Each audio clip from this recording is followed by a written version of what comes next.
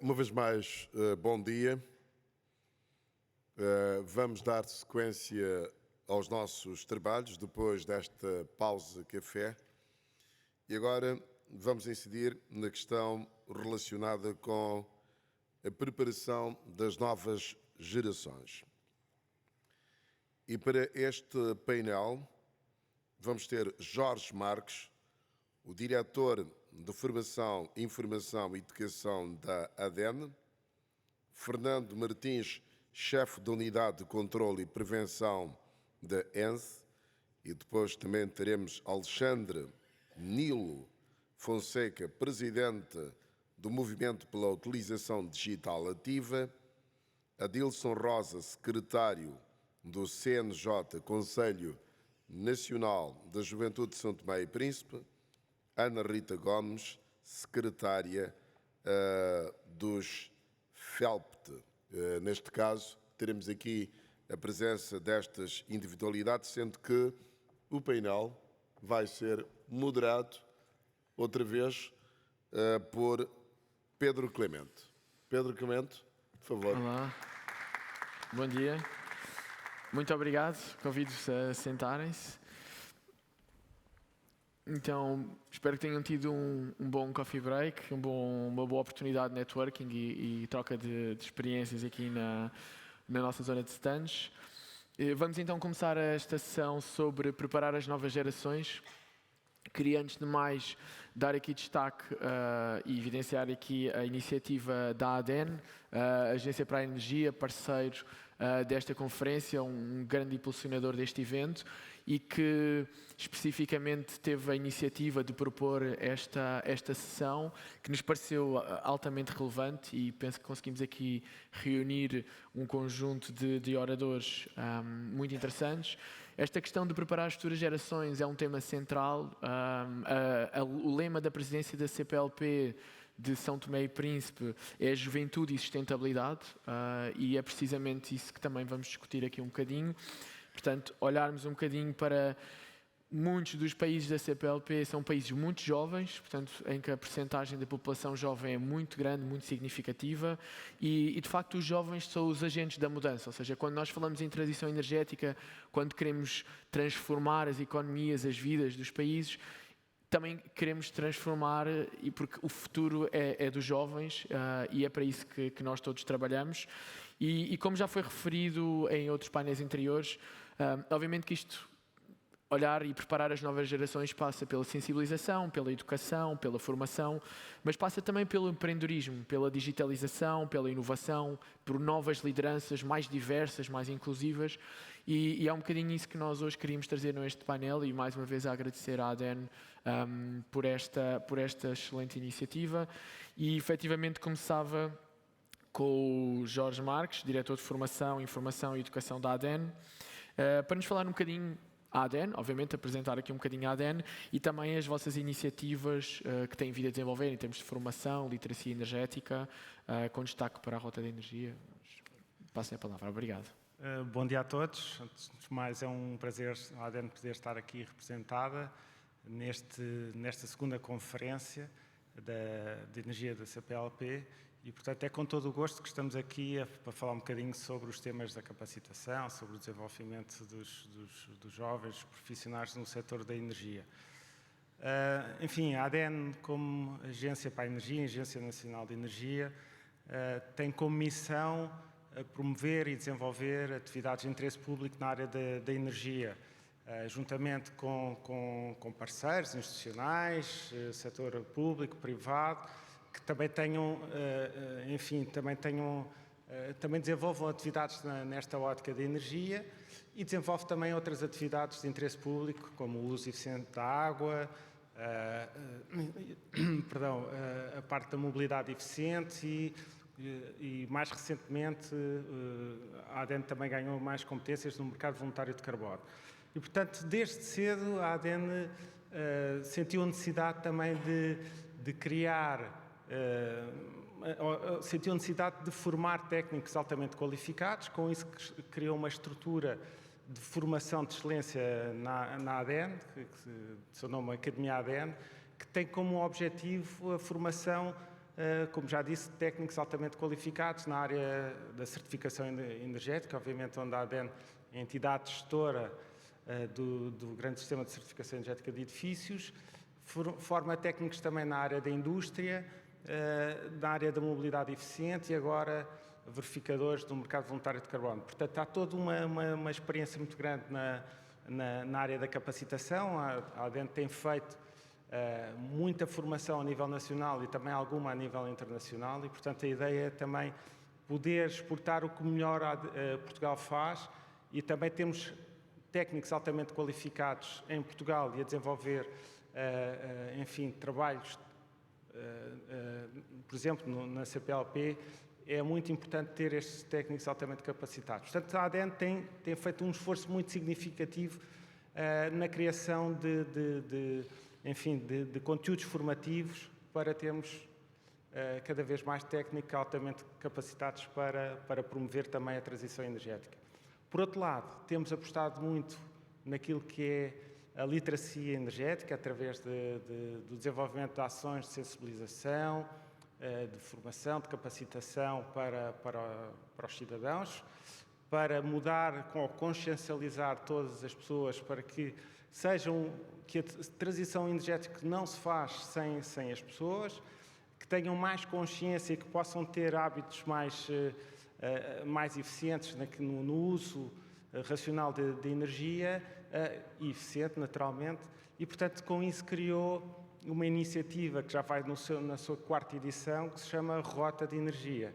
Rota de Energia é uma aposta da ADEN, com muitos conteúdos, portanto, dirigidos sobretudo aos cidadãos. A ADEN tem feito muitas sessões junto das escolas, onde é sempre muito bem recebida. Tem feito também sessões de esclarecimento para cidadãos, para técnicos, vai às empresas, tudo isto com um esforço muito significativo por parte da ADEN. Neste momento alargámos também, sentimos essa necessidade de ter maior expressão ainda representativa a nível nacional e protocolámos também com os principais comercializadores de energia. E, portanto, isso vai-nos dar maior robustez na presença no terreno e julgo que é um projeto que tem muito mérito e estamos cada vez mais a consciencializar as pessoas para ter uma atitude cada vez mais, enfim, não sendo redundante, mais consciente no uso da energia e a tomar decisões também mais informadas. E, portanto, esse é um trabalho muito significativo que a ADEN tem feito neste setor da formação, da informação e da educação. Julgo que é algo que poderá ser replicável, naturalmente adaptado à realidade local, junto dos países enfim, da CPLP. É algo que depois poderemos desenvolver mais à frente. Claro. Muito obrigado, Jorge. Acho que é exatamente, se calhar, por aí que poderíamos pegar depois um bocadinho mais à frente, no potencial, de facto, depois podermos ter uma replicação ou uma reprodução adaptada ao contexto de cada país, mas, de facto, ter aqui a ADEN já como uma referência e como um grande parceiro para que depois isso possa acontecer noutros países. Se calhar agora aqui convidar o Fernando Martins, chefe da Unidade de Controlo e Prevenção da ENSE, também dar-nos aqui um bocadinho uma perspectiva do que é a ENSE, de forma muito rápida, mas também dar esta perspectiva do trabalho que vocês têm feito a nível da formação no âmbito da questão da prevenção e fiscalização do setor elétrico, que também é uma componente muito importante desta transição energética, que exige muita infraestrutura, muita dependência do setor elétrico e energético, então perceber também qual é essa ótica e essa percepção que vocês têm estado a trabalhar na ENSE. Muito boa tarde. Antes de mais, agradecer o convite e a participação e a oportunidade do meu Conselho de Administração, portanto, estar aqui a representar a ENSE. Fiquei surpreendido com o tema, porque ainda me considero nova geração, mas obrigado pelo apoio e pela confiança. A ENSE, portanto, tem duas vertentes muito distintas. Uma portanto, temos que garantir as reservas estratégicas nacionais do país de produtos petrolíferos e, por outro lado, temos a fiscalização e a prevenção do setor energético, seja ele qual for portanto, o vetor energético. Nesse sentido, portanto, a parte das reservas é algo que temos que monitorizar e temos que acompanhar ao longo, portanto, todo o ano, portanto, 24 horas, inclusive foi recentemente utilizadas no dia 28 de abril, por altura do apagão, ibérico, e depois a parte da prevenção e fiscalização. Portanto, temos uma componente muito próxima do operador, muito próxima das infraestruturas, no terreno, com uma equipa multidisciplinar, em que, acima de tudo, e pegando já um pouco na palavra seguinte da prevenção, tentamos que realmente evitar, portanto, que haja uma concorrência desleal entre operadores, que haja situações graves, portanto, de segurança, e ao fim e ao cabo se consiga manter um sistema estável ao longo do tempo. Depois, para além disso, temos situações de crise, portanto, aí sim, mais já na prevenção e resolução de problemas. Como há bocado estava a dizer, o mais recente foi o 28 de Abril, do apagão ibérico, mas tivemos também há cerca de quase 6 anos, vai fazer agora 6 anos em agosto, a crise por causa do transporte de mercadorias perigosas, da greve desses profissionais, em que a ENSE teve sempre um papel muito, muito importante. Não só porque foi facilitador, ao fim e ao cabo, na comunicação com os operadores, para conseguirmos disponibilizar combustível, quer numa situação, quer noutra, ao próprio setor energético, ao próprio consumidor final, situações completamente dispares, por exemplo, deste para do outro, que foi uma semana, quase 10 dias, este foi cerca de quase 10 horas, mas na realidade foi fundamental aqui a participação, por exemplo, do Conselho de Administração. O Dr. Fernando Pinto e eu tivemos, por exemplo, na Proteção Civil, a agilizar o processo, e aqui realmente, e pegando, portanto, no tema, há uma transformação também e uma passagem, ao fim e ao cabo, de conhecimento das gerações, e aí eu vou-me incluir na geração futura, em que o know-how é passado. E isto nem antes acontece. Acontece por força realmente do conhecimento que existe já de mais de uma década de funcionários, de colegas que estão na ENSE e que vão partilhando com quem está a chegar, com quem tem integrado a equipa. Existe já uma cultura, portanto, intrínseca e, ao fim e ao cabo, muito, muito clara de que tem que ser um trabalho de excelência que temos que fazer, porque nem sempre, como imaginam, quando vamos a uma infraestrutura, um posto de abastecimento ou um posto de transformação, o que seja, não somos recebidos com café e com bolos, nem sempre, outras vezes até são bastante simpáticos, diga-se, e bastante facilitadores do nosso trabalho, mas quer dizer, isto tudo carece realmente de trabalho, de termos uma postura séria e realmente mostrarmos que temos também o know-how e a capacidade necessária. Uma vez que o setor é tão amplo, e nós também não somos assim tantos, portanto, também temos que ter o conhecimento suficiente para fazer o nosso trabalho, mas também perceber as nossas limitações. E daí apostarmos muito também na formação, portanto, seja ela interna ou recorrer externamente, e sempre depois com caráter, ao fim e ao cabo, também educativo e preventivo, junto dos operadores, que cada vez também mais, os empresários também são mais novos, aí também sim, são gerações recentes.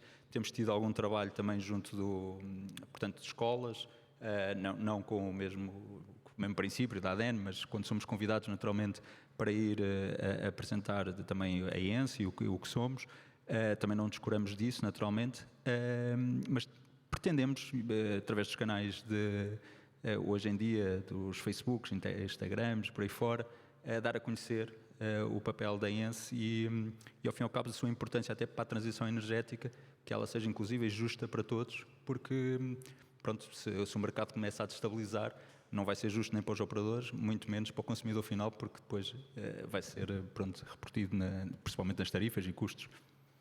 Exatamente. Muito obrigado. Pronto, e de facto acho que esse aspecto que também referiu da sensibilização é importante e da divulgação, porque muitas das vezes o setor energético é um setor considerado muito técnico e a linguagem e a terminologia e os números nem sempre são facilmente compreensíveis pelo cidadão comum e às vezes até por cidadãos bastante informados, e portanto eu acho que essa tentativa e esse esforço de comunicar e de chegar junto aos vários stakeholders, acho que é muito importante e acho que é um processo muito bom de sensibilizar e de também formar as pessoas para serem cidadãos mais ativos e mais conscientes no futuro. Convidaria agora o Alexandre Fonseca, o presidente do MUDA, o Movimento pela Utilização Digital Ativa.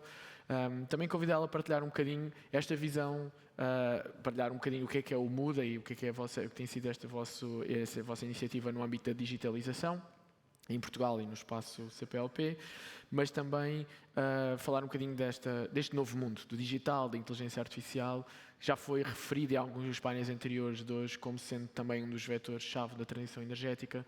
Se calhar partilhar-nos um bocadinho essa sua perspectiva digital. Muito bem, muito obrigado, muito boa tarde a todos. Há 8 anos, quando esta iniciativa do Movimento pela Utilização Digital Ativa nasceu, já agora dizer que nasce de um movimento de cooperação da sociedade civil com empresas do setor da energia, das telecomunicações, seguros, da banca, mas também do setor público. Isso é muito interessante porque não é muito comum em Portugal termos movimentos que juntam as empresas ao setor público, à academia, meios de comunicação social, porque nós percebemos que precisávamos de todas estas organizações juntas para respondermos a um desafio que tínhamos naquela altura. Portugal, há 8 anos, era um dos países mais atrasados do ponto de vista da utilização digital pelos seus cidadãos. Estávamos nas últimas posições da União Europeia. Em vários índices, éramos dos piores na inclusão digital, portanto, ou seja, tínhamos muitas pessoas que nunca tinham utilizado a internet, 25% das pessoas nunca tinham utilizado em Portugal a internet, tínhamos poucos utilizadores sofisticados, portanto, pessoas que compravam online, que pagavam online, que utilizavam o home banking, menos de 30%, para terem uma ideia. E depois tínhamos ali à volta de 40% dos portugueses que, fazendo uma utilização da internet, o faziam de uma forma muito básica, faziam pesquisas na internet. Nós somos campeões das redes sociais também, que não sei se é um grande campeonato para estar, mas somos. E, portanto, era esse o nosso panorama. E o que é que isso queria dizer? Queria dizer que, por exemplo, para um Estado que estava naquele momento a fazer um investimento muito acelerado na digitalização da relação do cidadão com o Estado, e devo-vos dizer que nós somos uma referência na Europa na prestação de serviços digitais online, portanto, esse esforço que o Estado estava a ter não tinha uma correspondência na utilização, e por outro lado tínhamos muitas empresas no setor da energia, das telecomunicações, na banca, nos seguros, a fazer imensos investimentos no digital, mas que depois não tinham uma correspondência na utilização. E, portanto, este era o grande desafio que temos. 8 anos depois, onde é que nós estamos? Os 25% de infos excluídos hoje são menos de 10%. Portanto, estamos muito alinhados já com a média europeia, quer dizer que menos de 10% dos portugueses nunca utilizam a internet. Portanto, foram mais de 14 pontos percentuais que descemos neste período. Temos hoje, por exemplo, na banca online, só vou dar um exemplo, passámos de 29% de utilizadores para 65%. Os utilizadores de e-commerce, portanto, os compradores online, passámos de 31% para 58%. Fomos dos países que mais crescemos neste curto espaço de tempo, nesta utilização que eu chamaria sofisticada da internet. Isto quer dizer também que isto corresponde a uma transição não só digital, mas a uma transição também que tem um impacto na sustentabilidade. Grande parte da transição digital, e se pensarmos dou aqui 2 ou 3 exemplos, adesão à fatura eletrónica, adesão ao débito direto, fazer compras online, o que implica, obviamente, menos deslocações às lojas, e todo um conjunto de serviços que hoje são digitais tem um impacto direto na sustentabilidade, porque consome menos papel, obviamente consome menos deslocações e todo um conjunto de indicadores que depois mais à frente provavelmente devemos ter tempo disto. Mas isto para vos dizer o quê? Portanto, o nosso esforço foi no sentido de ter, por um lado, um conjunto de iniciativas que levassem os portugueses a serem mais digitais. Começámos por ter um programa de televisão, que hoje está na televisão, na rádio, na internet, etc., com uma dica diária chamada Muda num Minuto, e nesse Muda num Minuto tanto podemos ter alguém da autoridade tributária a explicar uma funcionalidade do site das finanças, como podemos ter alguém a explicar, por exemplo, como é que se faz uma consulta online e ser alguém de uma seguradora. Portanto, todos os dias temos empresas, o Estado, a academia, pode ser, por exemplo, uma universidade a explicar o que é isto da inteligência artificial, apenas num minuto. É uma pequena dica, sugestões e recomendações. Talvez surpreenda que já passámos os 750 programas, porque isto é de segunda a sexta-feira. Portanto, é aqui um nível de comunicação e nós envolvemos, de facto, muita gente. Ou seja, nós achávamos que era muito importante ter uma ferramenta de comunicação. Outra foi ter um roadshow por todo o país onde comunicássemos estas dinâmicas. Outra ação muito importante foi o Eu Sou Digital. Foi um programa de digitalização dos mais velhos. Nós tínhamos percebido que aqui em Portugal, ao contrário, por exemplo, do que acontece noutros países como Angola, ou Moçambique, ou Cabo Verde, onde, obviamente, aí o desafio é a digitalização dos jovens, aqui em Portugal temos a digitalização dos mais velhos. Criámos 250 centros em todo o país, equipados com tablets, onde as pessoas podem ir aprender a utilizar o digital. Formámos mais de 10 mil jovens que ensinam os mais velhos a aprender a utilizar o digital. Fizemos parcerias com 120 escolas secundárias, onde à quinta-feira, na última quinta-feira de cada mês, os filhos podem levar os pais à escola a aprender. E ainda fizemos uma parceria com a PSP e com a GNR, que é a Polícia Portuguesa. Formámos 700 agentes que, num contexto de polícia de proximidade, ajudam as pessoas que vivem sozinhas e desacompanhadas a poderem utilizar o digital para continuar em contacto com as suas famílias, com os seus amigos, etc. Portanto, isto assim de uma forma muito resumida é isto. Só para vos dar esta nota de que o nosso principal mote no nosso programa é não deixar ninguém para trás, seja os mais velhos, os mais novos e em todas as dimensões em que o digital possa ser um acelerador. Explicarmos aqui também que a transição digital é também uma transição energética, tem aqui um impacto muito direto e muito importante. Obviamente tem muitas dimensões, mas esta é importante, e que a inclusão digital é a inclusão social. Ou seja, nós quando estamos a fazer estas transformações no digital, estamos a trazer mais pessoas e a não deixar ninguém para trás. E, portanto, são essas dinâmicas que eu queria aqui deixar como primeira nota do que é o Muda. Já lá vão 8 anos e estamos muito satisfeitos de ter o Estado, as empresas, a academia, os mídia, todos envolvidos, porque nesta lógica isto é uma cooperação/competição. É muito importante termos esta dinâmica a funcionar. Muito obrigado. Obrigado, Alexandre. Convidava agora o Adnilson Rosa, secretário do Conselho Nacional da Juventude de São Tomé e Príncipe. Como eu tinha dito no início, São Tomé e Príncipe tem a presidência CPLP e o tema é Juventude e Sustentabilidade. Então, gostaríamos muito de que nos explicasse um bocadinho como é que a presidência de São Tomé e Príncipe olham para a juventude, como é que o Conselho Nacional tem sido capaz de mobilizar a juventude de São Tomé e interagir também com outros países, com a juventude de outros países, e se nos conseguir dar um bocadinho olhar também para esta questão da transição energética, como é que a juventude em São Tomé e Príncipe tem olhado para estes desafios que o país atravessa. Boa tarde a todos. Boa tarde, caros colegas do painel. Eu, em nome da Juventude de São Tomé e Príncipe, gostaria de agradecer o privilégio, de nós estamos cá nessa importante conferência e sobre o tema ao qual nós estamos falando da nova geração. Para nós é bastante importante a inclusão da juventude nesse processo todo. Antes de mais, permita-me partilhar um dado bastante importante. São Tomé e Príncipe é um país jovem, estima-se que pelo menos 60% da população tem menos de 60 anos, ou seja, 30 anos, desculpa. Logo, qualquer projeto, qualquer desenvolvimento, qualquer transição energética que não inclua a juventude, aí alguma coisa estaria falhando nesse processo todo. Porque nós acreditamos, enquanto Conselho, que a inclusão da juventude nesse processo é fundamental para qualquer desenvolvimento do país, sobretudo como São Tomé e Príncipe.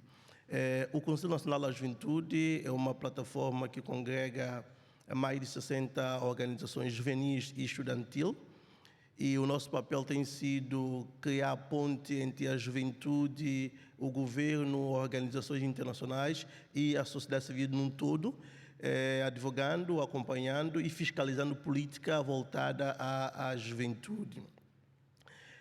Quanto à questão energética, estamos a acompanhar a evolução em São Tomé de uma forma direta.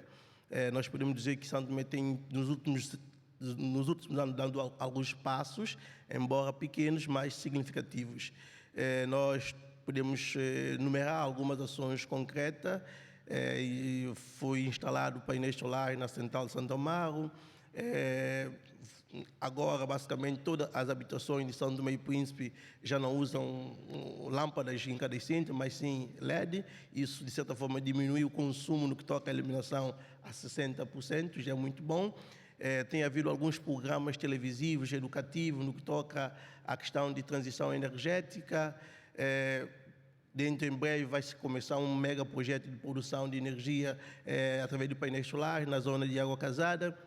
Está em curso a reabilitação de pequenas centrais hidroelétricas e nosso projeto Master, que vai, de certa forma, alavancar esse processo, é com a construção de 2 centrais hidroelétricas. Estou a falar de central que será supostamente construída em Rio Grande e também em Bombaim. Portanto, para dizer que todo esse processo coloca a questão da transição energética no centro de debate a nível nacional e, sobretudo, no seio da juventude. Para dizer que nós, enquanto a juventude, nós acreditamos que a transição energética, em particular em São Tomé, precisa acontecer hoje e agora. Não há mais espaço para aspirar.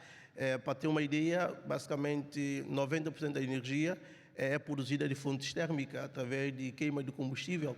E isso, para um país como São Tomé e Príncipe, tem causado uma despesa muito avultada com a compra do combustível. Estamos a falar de sustentabilidade e, a partir daí, não tem sido sustentável a produção da energia em São Tomé e Príncipe. Portanto, nós acreditamos que essa transição precisa acontecer agora e já no nosso país.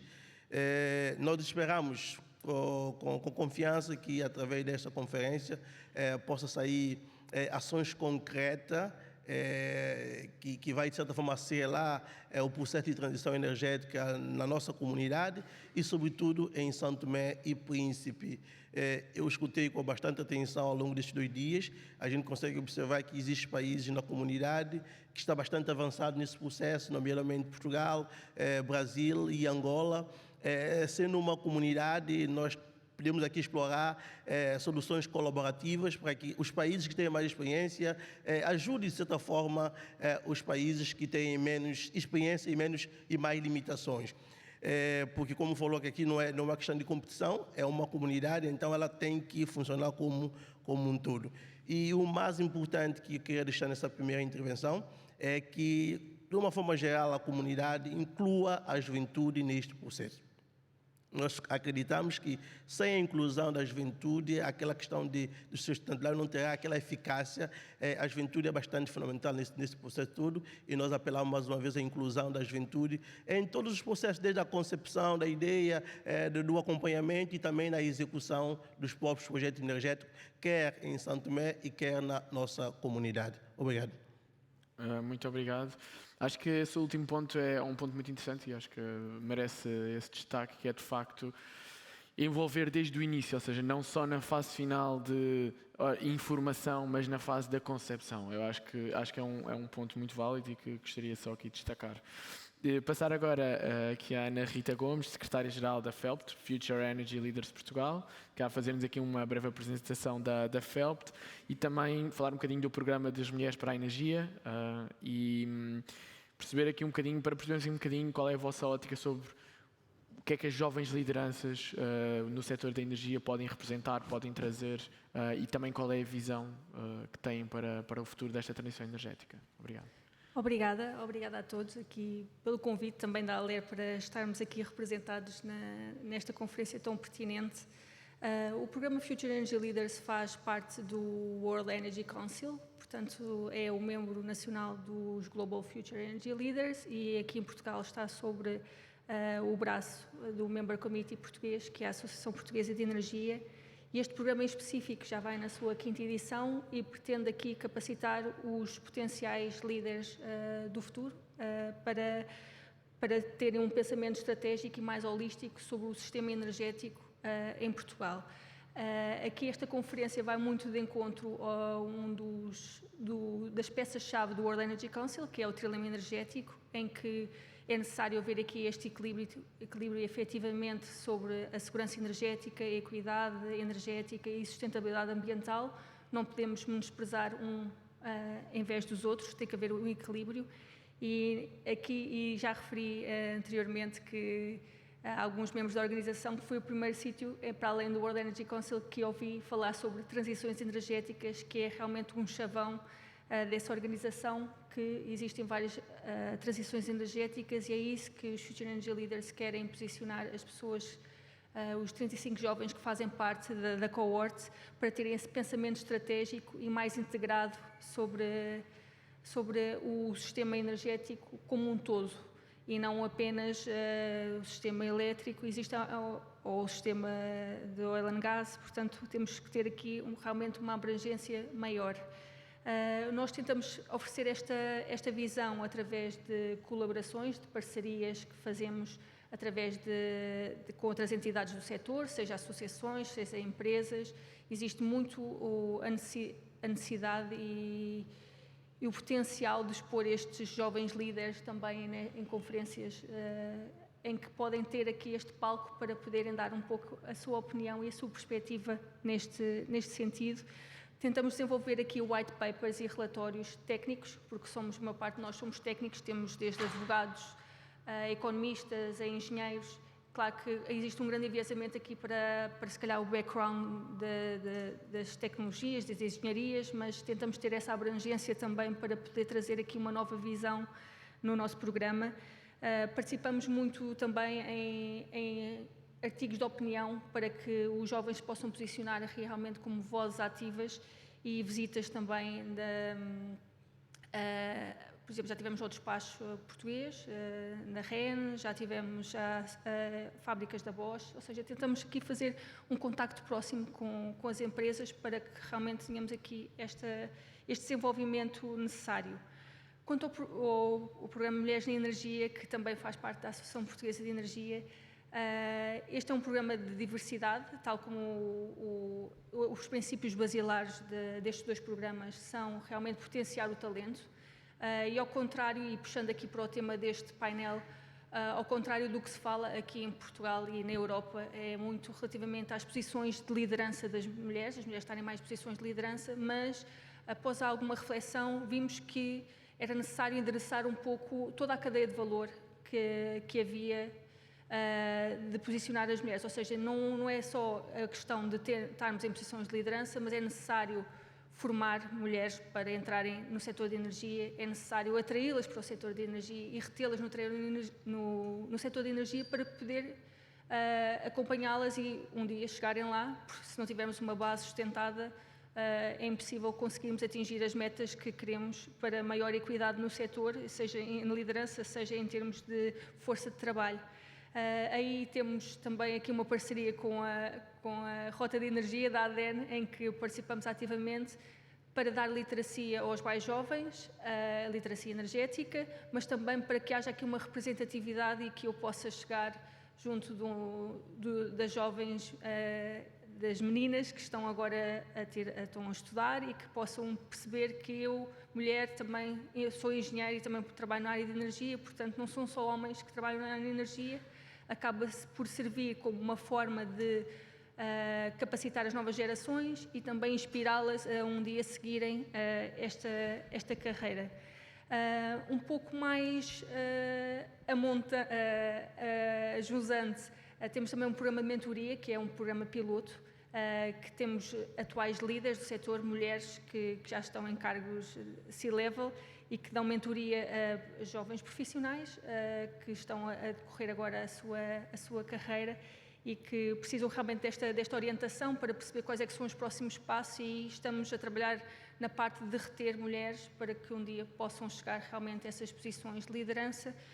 Portanto, aqui tentamos ter esta visão integrada e, no fundo, é isso, é potenciar talento e também garantir que aqui existe uma transição mais inclusiva em que faz parte os jovens e também as mulheres desta discussão.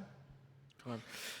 Muito obrigado e se calhar só dar aqui, agradecer a intervenção, porque acho que trouxe aqui um ângulo muito interessante e acho que destacar esse aspecto que referiu também da mentoria, ou seja, de haverem referências, porque muitas vezes a juventude, e já há uns mais jovens, outros menos, mas daqui na sala, mas todos quando somos jovens temos sempre referências, procuramos referências e alguém que nos inspire, alguém que nos mostre que um caminho que à partida poderia parecer impossível ou difícil de fazer, houve alguém que fez, houve alguém que conseguiu, então se calhar eu também consigo.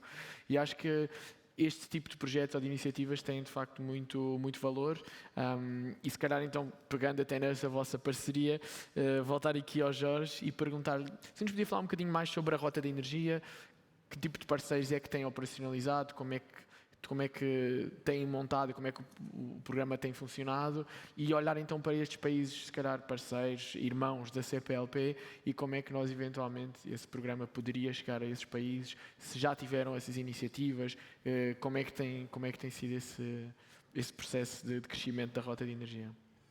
Sim, tem sido um projeto muito interessante que a ADN procurou desenvolver inicialmente apenas com a sua equipa.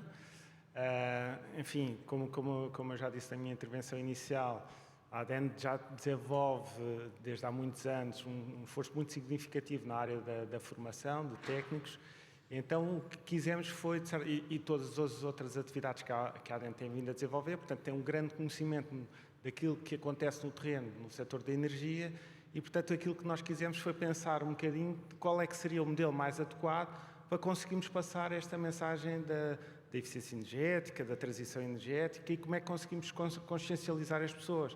Então, pensámos em 3 modelos, basicamente, muito dirigido para os jovens, ir às escolas de uma forma mais descontraída e muito interativa, falar com os jovens nas próprias salas de aula e de certa forma, explicar-lhes um bocadinho o que é o mundo da energia, o que é que eles podem fazer nas suas casas e que eles possam também ser um agente replicador daquilo que se pode fazer em casa, enfim, de certa forma, passar a mensagem aos seus pais, à sua família, portanto, de forma a que haja maior conforto nas suas casas, melhorar determinados comportamentos, escolhas mais eficientes para determinados produtos, poder até falar sobre, por exemplo, a fatura energética das suas casas, mas, portanto, criámos esse modelo de interação junto das escolas e que tem corrido muito bem. Depois também preparámos sessões para os cidadãos, juntamente com as câmaras municipais e em próxima articulação com as câmaras municipais, temos conseguido falar com os cidadãos, passar um bocadinho também, uma vez mais, a mensagem, descomplicar, de certa forma, aquilo que é o mundo da energia, ou seja, nós, para nos deslocarmos para o trabalho, para percebermos como é que funciona a fatura de energia das nossas casas uma vez mais e como é que, enfim, o que é que nós podemos fazer nas nossas casas ou no nosso dia-a-dia para melhorar e para sermos menos consumidores ou menos intensivos de energia. E, portanto, de certa forma, estamos aqui a falar sobre transição energética e estamos a pôr o cidadão no centro da ação, que é isso que importa. Fizemos também depois sessões para as empresas, para entidades, e tem corrido muito bem. Direcionamos muito para o mundo empresarial e como é que eles devem ter uma atitude mais eficiente junto dos seus locais de trabalho, mas também que medidas podem tomar nas suas casas. E, portanto, abordamos os 2 mundos e, obviamente, aquilo que tentámos foi alargar ainda mais isto, como eu disse. Isto foi feito sempre com as equipas da ADN, com o investimento da ADN, mas quisemos replicar todo este modelo com os comercializadores, com os agentes que estão também no terreno a falar de energia e, portanto, lançámos este desafio junto dos FELPT também e com as mulheres de energia também tem sido um sucesso e, portanto, a ideia é alargar cada vez mais e consciencializar as pessoas. O que nós achamos que este modelo pode servir também na CPLP, naturalmente adaptado à realidade, nós temos muito esta experiência já no terreno e, portanto, achamos que, adaptando à realidade, a ADN pode ser um agente também mobilizador da literacia energética neste país. E eu acho que isso pode acontecer, nós temos essa ambição, obviamente que tudo se faz em cooperação, não é só a ADN, são as entidades, são públicas, privadas, todos os stakeholders são chamados para apoiar nesta transição energética e para formar, enfim, os cidadãos, os técnicos, todos são chamados para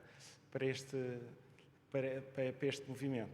Dizer também que existem já modelos muito interessantes de formação, por exemplo, Portugal criou recentemente um centro de formação para a transição energética, que é um centro que está a dar os seus primeiros passos, onde, portanto, com o investimento do IFP, do Instituto de Formação e Ensino Profissional, e também a ADN pertence, a ADN e a Associação Portuguesa de Energias Renováveis pertence também aos órgãos sociais, e, portanto, é um instituto de formação que foi criado exclusivamente para a área da formação.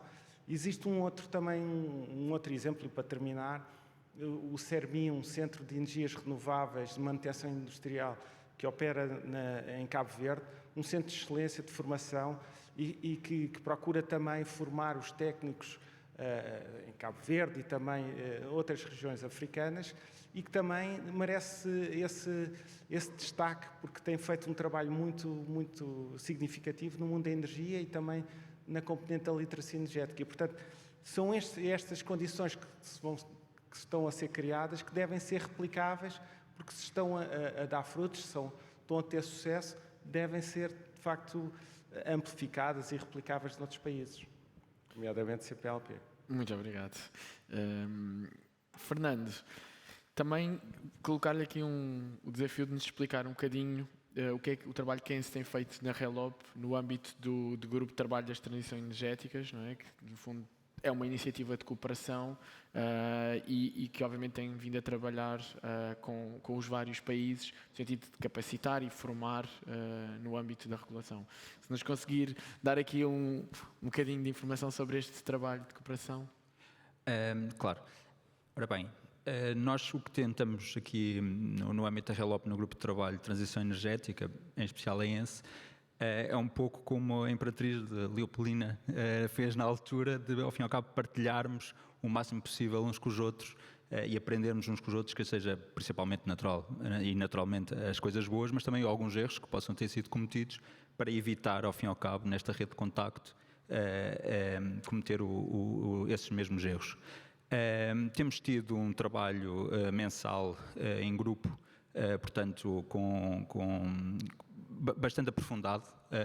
Neste momento temos feito workshops online, naturalmente devido às distâncias, onde a participação costuma ser sempre por volta, no mínimo, entre os 40 aos 70, como no último, esta segunda-feira tivemos 77 participantes. Tentamos sempre convidar, portanto, agentes também externos, aliás, a ADN já esteve, faculdades, onde tentamos partilhar, ao fim e ao cabo, as experiências de cada país, não só na missão da ENSE, na área da fiscalização e prevenção, naturalmente, mas também nas outras áreas para uma transição energética para 2030 e 2050, justa, inclusiva e que realmente quebra as barreiras que são necessárias. Neste contexto, temos ainda atividades a decorrer até ao final do ano, de promoção, principalmente do grupo de trabalho e, acima de tudo, fomentar o espírito de network, de partilha, ao fim e ao cabo, conseguirmos identificar logo quem será a pessoa de contacto correta para o tema eficiência energética, renováveis, fiscalização. Portanto, entre o grupo de trabalho, identificar claramente quem são as pessoas que têm essa missão e que podem ajudar numa situação concreta. Adicionalmente, temos também um conjunto de informação que nós chamamos de os fact sheets. Ao fim e ao cabo, partilha todo o trabalho que tem sido feito em cada país como um modelo para poder ser replicado, portanto, nos restantes países parceiros. E ao fim e ao cabo aqui conseguirmos que, de uma forma simples, não propriamente uma brincadeirinha ou andarmos aqui a fazer de papagaio, mas de uma forma simples e concreta, o trabalho que é realizado em virtude de uma transição energética concreta e firme, obviamente que há de ser os seus tropeções pelo caminho, mas que realmente facilite a quem está do outro lado, seja em Portugal, no Brasil, Moçambique, Cabo Verde, Angola, Santo Tomé e Príncipe, de uma forma concreta e objetiva. Obrigado. Ia desafiar aqui o Alexandre, que nos deixou aqui um bocadinho aquele tema da questão da inteligência artificial e do impacto do setor energético e da digitalização. Portanto, o que é que isto exige do setor energético? Pedir-lhe, se calhar, nos pudesse aprofundar um bocadinho essa relação e também, se calhar, dar já aqui uma ideia do que é isto, esta vossa iniciativa das Nações Inteligentes e como é que vocês olham para a CPLP neste âmbito do vosso projeto. Muito bem, muito obrigado. Eu, se calhar, vou começar pelo fim.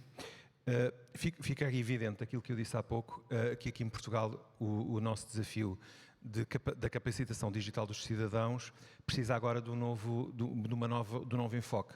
E o que nós vamos fazer agora é essencialmente olhar para toda a nossa experiência de ir para o terreno, mobilizar câmaras municipais, escolas secundárias, centenas de pessoas no terreno, milhares de pessoas no terreno, e por que não utilizar essa experiência para aquilo que os portugueses mais estão a precisar agora, que é saberem utilizar ferramentas digitais na área da saúde, saberem fazer uma consulta online, saber utilizar as ferramentas da SNS, etc. Mas isto também quer dizer que talvez nós pudéssemos pensar porque não muda fazer uma parceria, por exemplo, para a área da energia. Já se nós temos toda esta rede montada, todos estes processos, academias, milhares de mentores que já sabem fazer estas coisas e temos todo este processo montado, fazer isto para também trabalhar dinâmicas de termos programas de televisão para falar sobre estas temáticas, irmos para o terreno, portanto, tudo isso pode ser uma forma que eu deixaria aqui uma ótima oportunidade para pensarmos como é que o MUDA pode também trabalhar este tema da capacitação para estes novos desafios da transição energética. Em relação às nações inteligentes, é o outro lado que o MUDA pode fazer. 8 anos de experiência podem ou não podem ser uma oportunidade para aproveitar tudo o que nós fizemos e já agora também ficarmos a conhecer coisas que estão a acontecer noutros países. Só para vos dar um exemplo, nós já fechamos parcerias, por exemplo, neste momento com Angola, no caso angolano temos uma parceria com o Instituto da Academia BAI, do Banco Angolano de Investimentos, e é um bom exemplo de uma parceria com uma entidade que até é a capacitação na área financeira, mas em que nós vamos usar aqui essa experiência que eles têm no terreno para também podermos chegar aos mais novos. No caso do Brasil, em que nós estamos a trabalhar com vários estados do Nordeste, que hoje em dia já lá chegam cabos submarinos, tens lá os data centers, estão a fazer um investimento enorme em inteligência artificial e, portanto, têm uma capacidade instalada que em muito pode beneficiar os países de língua portuguesa.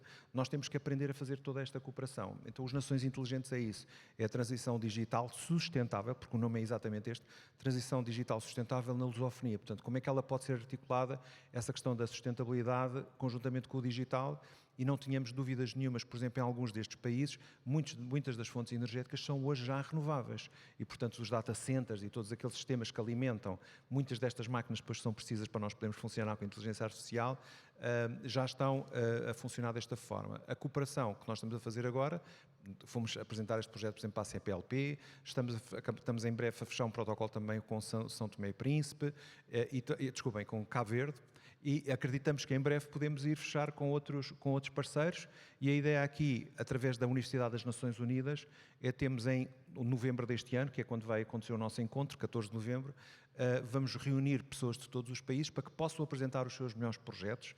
Nós vamos criar uma base de dados de projetos, de pessoas, de talentos, de eventos, de iniciativas, para que as pessoas possam rapidamente, dentro da lusofonia, saber o que é que está a acontecer, mas sobretudo dar a conhecer os projetos de cada país, porque há coisas que estão a acontecer muito interessantes no Brasil, que os portugueses não conhecem ou que os angolanos não conhecem. Há coisas interessantes a acontecer em Angola, se calhar também em São Tomé e Príncipe, ou em Cabo Verde, ou na Guiné, e é muito importante nós termos a capacidade de usar esta força que é a nossa língua, nossa no sentido de que nós todos a partilhamos, e é essa a lógica do Nações Inteligentes, é como é que podemos potenciar. E não tenho dúvida nenhuma que este movimento que nós estamos a fazer agora, da transição digital, também ser uma transição sustentável, se vão ligar, se isso não era óbvio, se calhar há 8 anos, agora é perfeitamente óbvio que nós temos que cooperar, seja o setor privado, o setor público, a academia e depois também todo um conjunto de outros parceiros. Aqui temos todos que colaborar, nós ganhamos muito em fazer as coisas em conjunto. Obrigado, Alexandre. Adnilson, se calhar ia-lhe aqui perguntar um bocadinho também a nível da CPLP, ou seja, o vosso Conselho Nacional da Juventude está envolvido também no Fórum da Juventude da CPLP, e como é que tem funcionado essa ligação com os jovens dos outros países da comunidade? Que experiências é que têm partilhado? Como é que funciona essa partilha da juventude e como é que vocês se mobilizam e organizam para atuar? Obrigado pela questão. Para dizer que a questão de sustentabilidade é o tema ao qual o país defende, né, durante a presidência, que já vai terminar em breve. Portanto, nós temos tido algumas ações concretas, quer interna e quer a nível do Fórum da Juventude da CPLP. Para dizer que uma das coisas que nós temos batido bastante é a questão de educação e consciencialização. Nós acreditamos que qualquer tipo de projeto, mesmo que tenha investimento, mas se não houver a consciencialização, o engajamento, fica algo por fazer. E nós temos trabalhado bastante, sobretudo com a juventude, temos realizado o workshop e o simpósio sobre a educação ambiental, sobre a sustentabilidade, identificando assim situações e propondo assim soluções sustentáveis. Para dizer que ainda neste ano nós vamos lançar um programa piloto nas escolas secundárias e liceus do país, denominado Educação Ambiental e Conservação, justamente para começar a desafiar a juventude estudantil a apresentarem propostas sustentáveis, quer na área de energia, da reutilização e também da eficiência. Ainda no quadro da nossa presidência, nós para o mês de julho vamos realizar um Conselho Nacional, ou seja, um Encontro Nacional da Juventude, que irá congregar cerca de 1000 jovens de todo o país. Nós vamos refletir profundamente sobre a questão de juventude e a sustentabilidade. Como nós, enquanto jovens, podemos contribuir para que nós tenhamos um São Tomé e Príncipe cada vez mais sustentável. Então, para nós será um encontro bastante importante. Ao nível do fórum, ao qual também temos a presidência do fórum, essa experiência do fórum tem nos permitido, de certa forma, conversar com jovens de outros países, dos Estados-membros da CPLP, e nestas conversas tem nos permitido trocar boas práticas e também identificar desafios. Nós percebemos que alguns desafios que estão em São Tomé são comuns em outros países da comunidade. Daí que podemos assim propor a soluções colaborativas, porque acreditamos que juntos somos mais fortes. A nível da CPLP também, nós temos para este ano, em vista na realização da terceira edição de Escola de Líderes da CPLP, com o tema sustentabilidade, e também vamos discutir um pouco sobre a política habitacional e a transição energética. Então, será convidado os jovens provenientes dos novos países da comunidade, para que 1 ou 2 dias nós possamos debater esses assuntos que alguns são comuns dos nossos países. E o grande ponto desse encontro, dessa edição de Escola de Jovens Líderes, é justamente nós queremos criar, a partir desse encontro, uma rede de jovens ambientalistas da CPLP, de modo que haja sustentabilidade nesse processo da questão de transição energética, a questão do clima. Então, nós estamos a trabalhar para que, efetivamente, isso tudo aconteça. Mas nós temos algumas limitações, mesmo a nível CPLP, as coisas nem sempre acontecem na velocidade da juventude, porque existem muitas variáveis que não dependem de nós enquanto jovens. Nós, enquanto jovens, queremos que as coisas aconteçam agora e já, mas nem sempre as coisas, o mundo ideal seria que acontecesse agora e já, mas nem sempre acontece, mas vamos continuar a bater, a pressionar, que é o nosso papel, para que efetivamente a coisa aconteça de acordo com as nossas inspirações. Muito obrigado. Ana Rita, se calhar também nos partilhar aqui um bocadinho quais é que são, da vossa experiência e do trabalho que têm vindo a fazer, os principais desafios para os jovens líderes na energia, e depois, pegando aqui um bocadinho no que todos temos estado aqui a discutir um bocadinho, é se vocês têm feito ações conjuntas em nível da CPLP, que oportunidades é que vêm de cooperação também com outros movimentos de liderança que estão a aparecer nos outros países, e se tem alguma coisa programada, alguma coisa que queiram partilhar nesse sentido, ou então convidar presentes aqui na sala, de facto, estender essas iniciativas. Acho que aqui o denominador comum destas intervenções é a cooperação, por isso estamos todos a caminhar no mesmo sentido e, pelo menos a nível dos Future Energy Leaders global, eu já tenho tido algumas interações tanto com membros de outros member committees, seja a nível do Brasil ou Angola, que estão a tentar lançar agora o programa nacional dos Future Energy Leaders. Temos vindo a partilhar o nosso aprendizado no formato deste programa, que foi lançado há 5 anos. Temos vindo a partilhar tanto o que correu bem como o que correu mal, para que seja mais fácil para eles adaptar à sua realidade, porque, no fundo, têm que adaptar à sua realidade e nós estamos aqui apenas para suportar nesse sentido. A nível dos Future Energy Leaders de Portugal, nós temos membros que são membros portugueses que estão fora de Portugal ou cidadãos que trabalham em Portugal. Portanto, temos cidadãos de outras nacionalidades dentro do nosso grupo e temos portugueses noutros países, como por exemplo o Brasil, o UK, muitos baseados na Europa, é verdade, mas existe todo um potencial de poder chegar mais longe, e acho que aqui a CPLP pode também servir como um vínculo de profissionais que estejam aqui a trabalhar em Portugal ou de portugueses que estejam nessas comunidades que queiram vir a integrar este programa e que se possam candidatar. Sem dúvida, isso é um dos aspectos fundamentais. Aqui, em termos de desafios, e puxando aqui para o tema deste painel, é sem dúvida um dos temas transversais, é a escassez de talento e de profissionais qualificados do setor, e nisso nós tentamos, através dos Future Energy Leaders, tentar fazer mais alcance para jovens profissionais integrarem este setor, e mesmo a nível das mulheres de energia, tentar passar essa mensagem, porque com uma escassez de profissionais não podemos simplesmente desprezar esta faixa da população em termos de género, que temos que caminhar todos juntos, e ao caminharmos todos juntos com uma visão mais integrada, também temos uma visão mais abrangente, e esta partilha de experiências, sem dúvida, que é fundamental para atingir esse objetivo. Obrigado. Então, se calhar, estamos mesmo a terminar, e para podermos todos ir almoçar, acho que pedia-vos só uma mensagem final, uma intervenção muito rápida de cada um de vocês, daquilo que gostariam de destacar ou que gostariam de poder deixar como última mensagem e como, de certa forma, um convite a quem nos escuta e quem está aqui neste auditório para depois, eventualmente, estenderem estas vossas conversas na hora do almoço. Sim, eu diria que o denominador comum também, aproveitando essa deixa, será a cooperação. Enfim, Portugal tem feito muito trabalho na área da capacitação, da formação. Existe, de facto, já muita experiência no domínio da energia.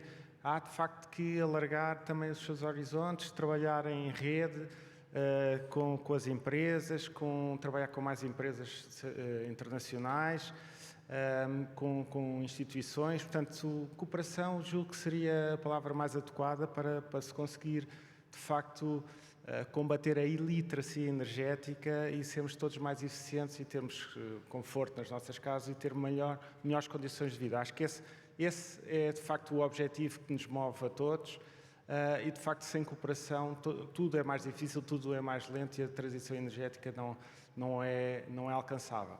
Se todos estivermos motivados, se pudermos identificar quais é que são os pontos onde se acrescenta valor e poder replicar, de facto, acho que isso deve ser um mote para sermos mais conscientes e para evoluirmos mais e termos mais energia, ou seja, energia mais disponível, de uma forma mais eficiente e com um uso cada vez mais, também, se puder dizer, mais consciente.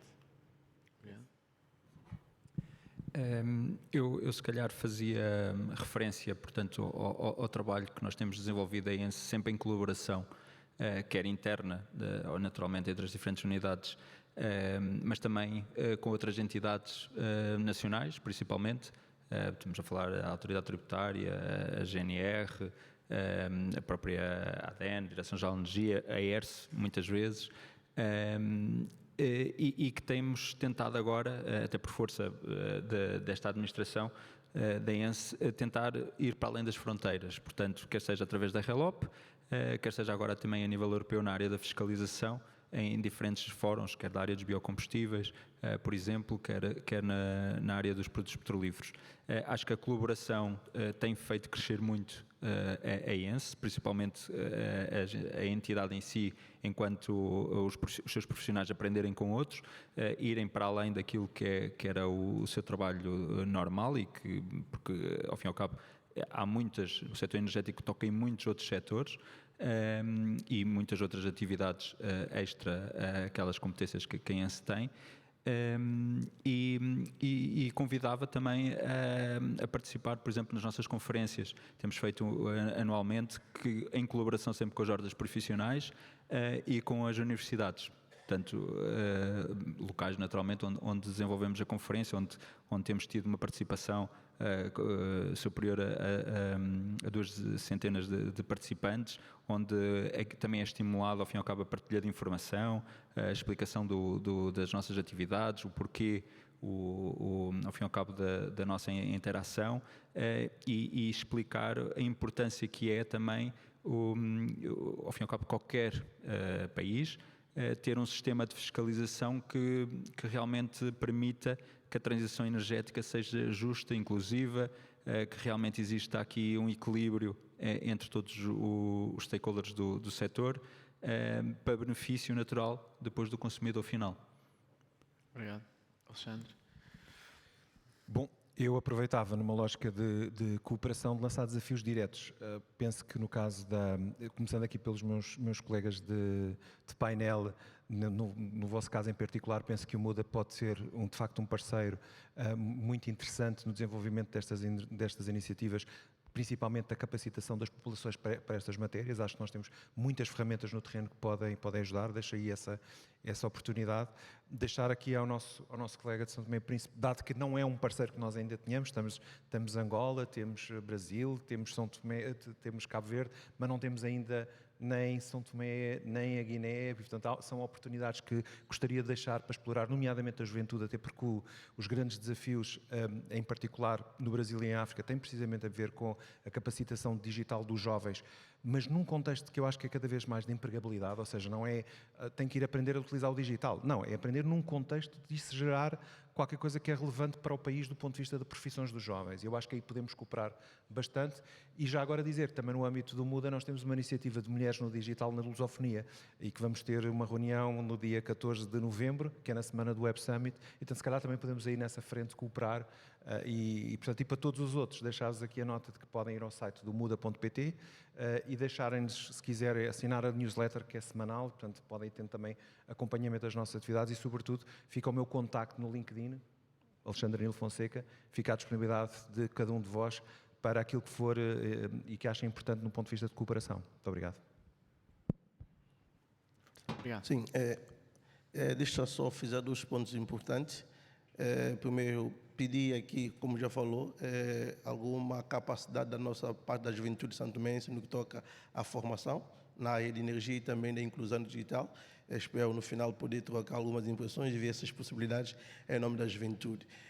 O segundo aspecto que eu acho bastante importante é que essa não seja mais uma conferência de só falar e coisas concretas não acontecem. Como eu falei inicialmente, eu conheço o meu país e eu sei que a transição precisa acontecer agora. Não temos tempo mais para esperar. E ficaria muito feliz, em nome da juventude, chegar em São Tomé e ver, através de comunicação social, São Tomé, através da conferência, conseguiu parceria X e Y para acelerar o processo energético. E para dizer, que já se falou aqui os ministros, o país está aberto para aceitar a proposta. Não sair daqui sem alguma proposta concreta para São Tomé e Príncipe. É o apelo da juventude de São Tomé e Príncipe para que as empresas cá presentes tenham nossos responsáveis cá ainda em Portugal, os procurem e propõem algo concreto para desenvolver o processo da sustentabilidade da transição energética em São Tomé e Príncipe. Esse é o nosso apelo enquanto jovem. Obrigado. Ana Rita? Bem, do meu lado só resta reforçar aqui estas mensagens, que realmente este intercâmbio entre os países da CPLP são fundamentais e é uma potência geoestratégica, por isso é fundamental que haja realmente este apoio entre países e aprendizado, sem descuidar as idiosincrasias que cada um dos países tem e são transições energéticas e temos que caminhar nesse caminho. Dizer que, ao refletir aqui sobre as várias iniciativas que poderiam ser feitas e também puxando aqui ao exemplo que temos nas mulheres de energia, acho que um programa de mentoring cruzado entre os vários países da CPLP seria algo bastante interessante, até porque, do meu lado, sinto ao estar presente aqui nestas conferências que estou mais alerta para as diferenças entre os países, o Global North, o Global South, as diferenças que existem e a diferença da discussão, e isso faz de nós melhores profissionais. Portanto, acho que essa cooperação seria bastante interessante desse ponto de vista, para que possam a ter uma visão e uma mente mais aberta sobre a visão integrada de todas as necessidades, que é global, e não é regional, não é a nível do país, é global, e todos seríamos melhores profissionais se o fizéssemos. Obrigada. Muito obrigado. Agradecer aos oradores pela vossa excelente intervenção.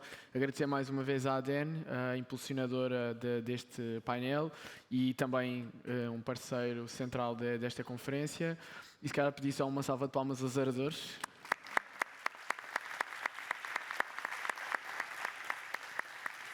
E se calhar terminaria a sessão passando a palavra ao nosso mestre. Exato, obrigado.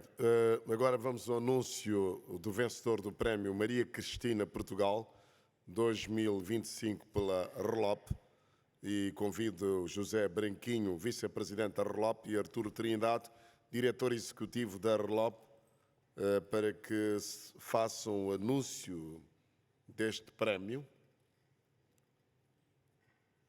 Vamos deixar que as pessoas ocupem os seus respectivos lugares.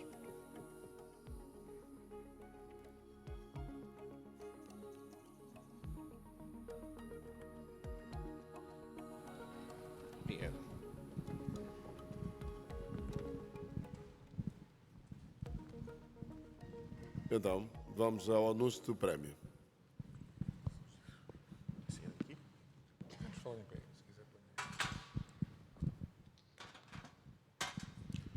Muito boa tarde a todos, à plateia aqui presente e a todas as autoridades, portanto, relevantes para esta conferência.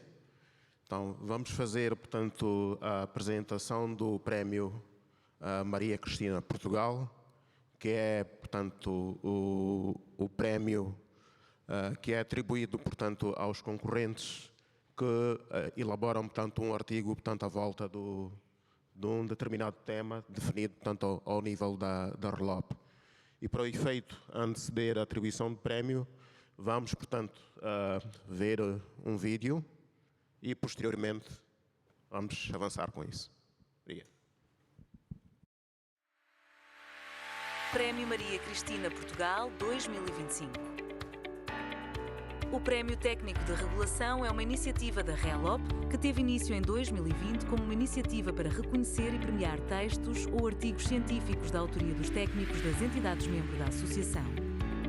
O objetivo da premiação é promover e estimular a produção, difusão e reconhecimento de literatura científica relevante para os setores energético e regulatório em língua portuguesa, fortalecendo a troca de conhecimentos e práticas inovadoras entre os profissionais.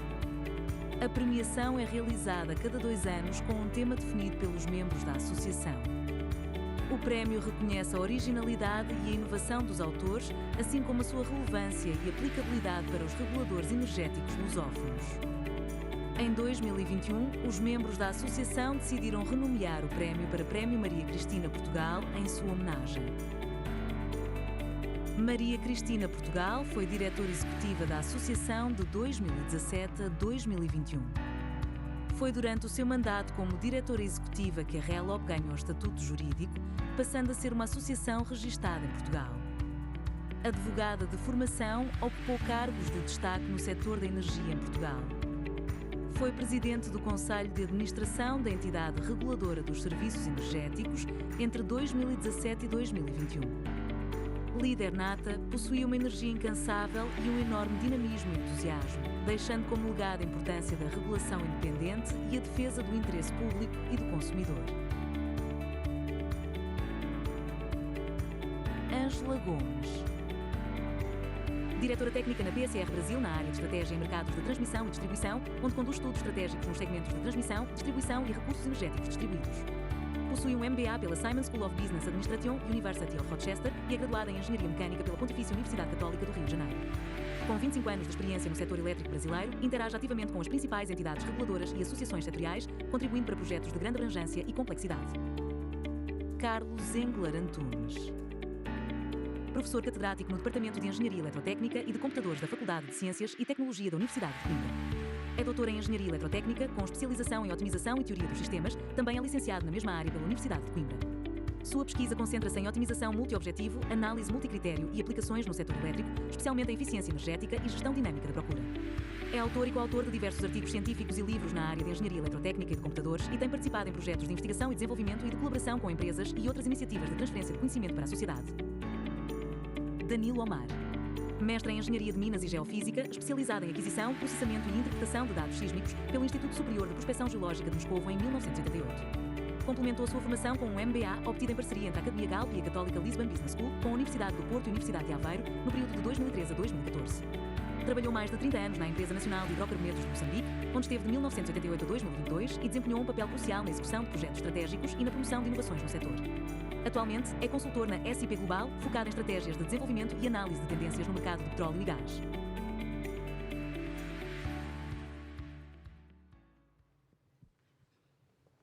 Posto isto, vamos passar a palavra ao Dr. Artur Trindade para fazer as considerações. Muito obrigado, José Branquinho. O vencedor deste prémio terá a oportunidade, como foi referido, de apresentar e discutir o seu trabalho num evento internacional com o patrocínio económico da RELOP. E, apesar de termos passado alguma informação de forma rápida, não há nenhuma cláusula escondida, como nos anúncios. Além disso, este prémio vai ser promovido, o trabalho vai ser promovido, a sua divulgação pelos canais de comunicação da RELOP e também, quando for possível e apropriado, em revistas desta área ou outros meios de divulgação especializados. Esta decisão que irei agora anunciar foi tomada após a deliberação do júri e a RELOP, mais uma vez, gostaria de agradecer a estes membros do júri pelo seu empenho de forma voluntariosa nesta edição. Posto isto, o vencedor da edição 2025 do Prémio Maria Cristina Portugal é Márcio Vinícius Pilar Alcântara, quadro da Agência Nacional de Energia Elétrica do Brasil, com o texto Rumo à Sustentabilidade Energética, Conservação de Energia Integrada ao Consumidor via Redes Inteligentes e Reforma Regulatória. Gostaríamos de agradecer a todos os participantes desta edição e felicitar o engenheiro Márcio Alcântara pelo seu artigo que propõe uma abordagem inovadora e integrada para a promoção da conservação de energia, a modernização da infraestrutura elétrica e a participação ativa dos consumidores através de um quadro regulatório adaptativo que visa o desenvolvimento sustentável das redes inteligentes de distribuição de energia elétrica. Muito obrigado.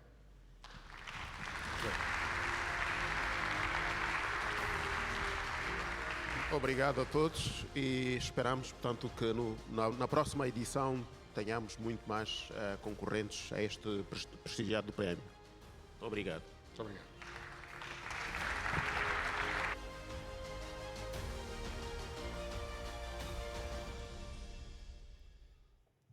Bem, e com o anúncio do prémio, Maria Cristina Portugal 2025, vamos para uma pausa para o almoço e depois retomaremos os nossos trabalhos. Os trabalhos serão retomados às 14h30. Obrigado. Um bom almoço a todos.